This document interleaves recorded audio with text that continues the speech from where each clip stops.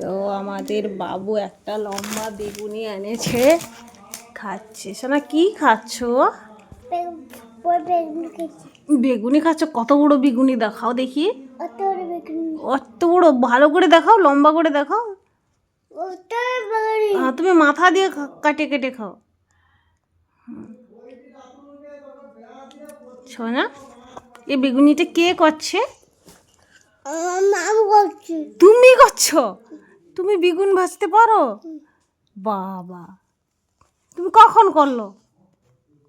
তুমি তুমি বেগুনিটা কখন করলো? কখন করছো? বেগুনিটা মাটা করে দিছে, মাটা করে দিছে। কে করে দিছে বেগুনিটা? না, মা করে দিচ্ছে।